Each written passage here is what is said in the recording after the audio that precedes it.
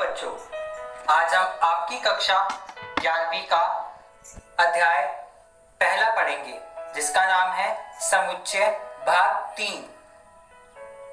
हम इस वीडियो में पढ़ेंगे परिमित और अपरिमित समुच्चय क्या होते हैं, समान समुच्चय क्या होते हैं और उप समुच्चय किसे कहते हैं।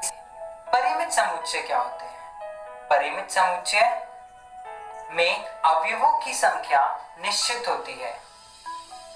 उदाहरण, हमारे पास एक A समुच्चय है जिसके अंदर अवयव 1, 2, 3, 4 और 5 है। इसमें अवयव एक निश्चित रूप में है, तो हम इसे परिमित समुच्चय कहेंगे। परिमित समुच्चय के उदाहरण, दोस्तों हमारे पास एक इंद्रधनुष है। क्या हम इंद्रधनुष के रंगों के संग्रह को परिमित समुच्चय कह सकते हैं?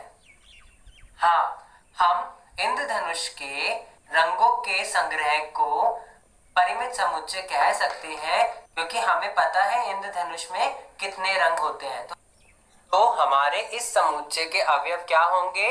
बैंगनी, गहरा नीला, नीला, हरा, पीला, नारंगी, लाल। और हम इंद्रधनुष के रंगों के संग्रह को परिमित समुच्चय कह सकते हैं। अब बात करते हैं अपरिमित समुच्चय की। अपरिमित समुच्चय क्या होते हैं? अपरिमित समुच्चय वो समुच्चय होते हैं जिसमें अवयवों की संख्या निश्चित नहीं होती है, उसे हम अपरिमित समुच्चय कहते हैं। ठीक है बच्चों, तो उदाहरण के तौर पे हमारे n नेचुरल नंबर और हमारे रियल नंबर और बहुत सारे हमारे और भी उदाहरण हैं जिससे हम अपरिमित समुच्चय को दर्शाते हैं। आइए देखते हैं कुछ और अपरिमित समुच्चय के उदाहरण। जैसे कि आप देख रहे हैं, ये हमारे पूर्णांकों का समुच्चय है, जिसमें हम घटा 4, घटा 3, घटा 2, घटा 1, 0, 1, 2, 3 और 4 ये संख्या देख पा रहे हैं। हमें ये नहीं पता कि ये संख्या का अंत कहाँ पे है, तो ये हमारे अपरिमित समुच्चय के उदाहरण हैं। तो ये हमारे कौन से संख्या कहलाती है? पूर्णांकों की संख्या। आइए एक सवाल करते हैं, परिमित और अपरिमित बताना है बच्चों आपको। तो हमारे पास यहाँ पे दो चीजें हैं, पहला महीने और दूसरा पूर्ण संख्या। तो बच्चों आप ये बताइए, महीने और पूर्ण संख्या इन दोनों में से कौन सा परिमित है और कौन सा अपरिमित है? महीने हमारे क्या है? परिमित समुच्चय है, क्योंकि हमारे पास महीने निश्चित हैं कि ये महीने 12 ही हैं। जनवरी, फरवरी, मार्च, अप्रैल से लेकर दिसंबर तक के महीने हमारे पास 12 हैं। तो हमारे पास महीने क्या है? हमारे परिमित समुच्चय। पूर्ण संख्या का हमारे पास कोई लिमिट नहीं है, कोई निश्चित संख्या नहीं है कि कहां तक होते हैं, तो ये हमारे क्या है? अपरिमित समुच्चय। ठीक है बच्चों, अब आइए देखते हैं उप समुच्चय किसे कहते हैं। उप समुच्चय क्या होते हैं? यदि समुच्चय A का प्रत्येक अवयव, अगर हमारे पास एक A समुच्चय है, उस समुच्चय के हर एक अवयव समुच्चय B का भी अवयव है, तो A B का क्या कहलाएगा? उप समुच्चय कहलाएगा। हम उसको कैसे लिखेंगे? A उप समुच्चय B। यदि A B का उचित उप समुच्चय नहीं है, तो हम इसको कैसे लिखेंगे? तो हम इसको ऐसे लिखेंगे। ओके बच्चों, उप समुच्चय को उदाहरण के माध्यम से जानते हैं। माना कि समुच्चय A, B और C एक समुच्चय के अवयवों को दर्शा रहे हैं। ठीक है बच्चों, जिसके अंदर A हमारे पास क्या है? राहुल और रौनक है। B हमारे पास क्या है? D, G और Z है। और C हमारे पास D, G, Z, राहुल और रौनक है। तो हमें ये पूछ रहा है कि A उप समुच्चय C का है कि नहीं है। तो हमने देखा A के अंदर राहुल और रौनक है और C समुच्चय के अंदर D, G, Z, राहुल और रौनक है। तो हमने ये पढ़ा था, उप समुच्चय वो समुच्चय होता है जिसके अंदर A के सारे अवयव दूसरे समुच्चय के अवयवों के अंदर हों। तो ही हम उसको एक दूसरे का उपसमुच्चय कह सकते हैं। तो हमने देखा राहुल और रौनक इस समुच्चय के अंदर है और यही राहुल और रौनक सी समुच्चय के अंदर भी है। तो हम ये कह सकते हैं कि समुच्चय ए का प्रत्येक अवयव समुच्चय सी का भी एक अवयव है। तो समुच्चय ए समुच्चय सी का एक उपसमुच्चय कहलाएगा। दूसरा उदाहरण देखते हैं।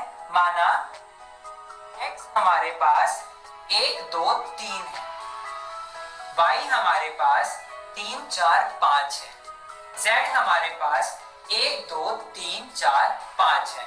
तो हमसे ये पूछ रहा है क्या x z का उपसमुच्चय है। तो हमने सबसे पहले देखना है कि x के अंदर के जितने भी अवयव हैं वो z के अवयव के अंदर हैं कि नहीं है।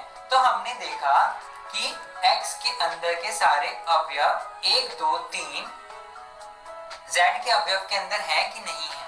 तो हमने हमारे पास x के अंदर क्या है 1 2 3 और z के अंदर क्या है 1 2 3 4 5। तो हमें पता चल रहा है क्योंकि 1 2 3 समुच्चय z में है। कैसे 1 भी है 2 भी है और 3 भी है। तो हमें ये कह सकते हैं कि x समुच्चय है z का। माना x हमारे पास ये है, y हमारे पास ये है और z हमारे पास ये है। तो ये पूछ रहा है कि y z का उपसमुच्चय है कि नहीं है। तो हमने क्या देखना है y के सारे अवयव क्या z के अंदर हैं। तो हमने हमारे पास ये है y 3 4 और 5, z के अंदर 3 4 5 है। देखते हैं 3 है 4 भी है 5 भी है। तो हम इसको ये कह सकते हैं क्योंकि 3 4 5 है समुच्चय z में, तो हम इसको कहेंगे कि y उपसमुच्चय z का है। अगला प्रश्न, क्या x y का उपसमुच्चय है? क्या y z का उपसमुच्चय है? क्योंकि 1 2 समुच्चय y में नहीं है, क्योंकि x के अंदर 1 2 3 है, y के अंदर 3 4 5 है। लेकिन 1 2 जो x के अवयव हैं वो y में नहीं है। तो हम इसको ये कह सकते हैं कि x एक उपसमुच्चय नहीं है। तो हम इसको कैसे लिखेंगे x एक उपसमुच्चय नहीं है y का। समान समुच्चय क्या होते हैं? समान समुच्चय वो समुच्चय होते हैं जिसमें दो समुच्चय बराबर हो। यदि तो a का प्रत्येक अवयव b का अवयव होना चाहिए तथा b का प्रत्येक अवयव a का भी अवयव होना चाहिए, तो समुच्चय a और b समान कहलाते हैं। इसको हम कैसे दर्शाएंगे कि a बराबर है b के। अगर समुच्चय a b समुच्चय के बराबर नहीं है तो हम इसको कैसे दर्शाएंगे a बराबर नहीं है b के। और उदाहरण जानते हैं। माना a हमारे पास 1 2 3 4 है और b हमारे पास 3 1 4 2 है। तो हमने ये देखा कि a के अवयव b के अवयव से मिल रहे हैं। ठीक है, तो 4 अवयव हैं, दोनों समुच्चय के अवयव समान हैं। तो हम इसको ये कहेंगे कि a बराबर है b के।